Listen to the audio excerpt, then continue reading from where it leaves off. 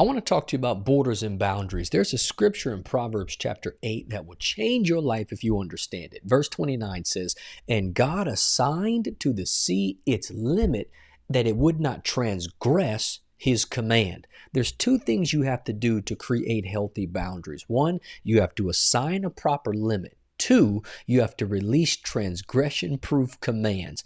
Any boundary you won't reinforce will be erased. Boundaries you don't protect, they won't respect. Any boundaries you don't honor, they won't heed. If you don't enforce them, they won't endorse them. I know people who start their limits here and in this season, and a season later, their limits are 5 miles down the road. Why? They let people transgress the command. See, you can start a limit at this level and people will approach it. They will even broach it or breach it if you don't reinforce it.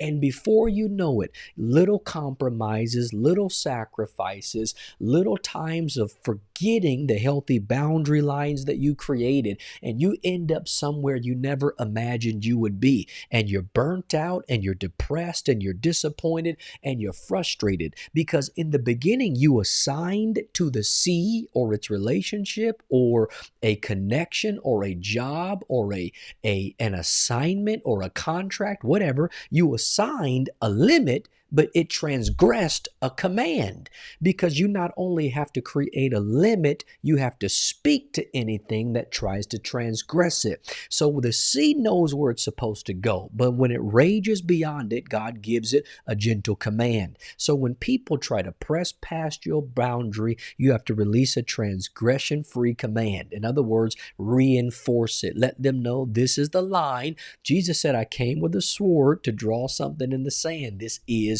what it is. See, anything inside its limits is pleasurable, but things outside of its limit is destructive. The sea is great when it's in its limit. The sea is destructive when it breaks beyond it. But see, most people are decent at assigning a limit and bad at releasing a command. So somebody comes against it and they don't say anything. Others maybe could speak to it, but don't know what the boundary should be. Two things you got to do to stay in a healthy state of mind. You have to assign a healthy limit, and then you have to release a transgression-free command. This will protect your peace. Anything is overrun if you build it up and don't keep it up. You can't just build up a hedge. You got to keep up a hedge.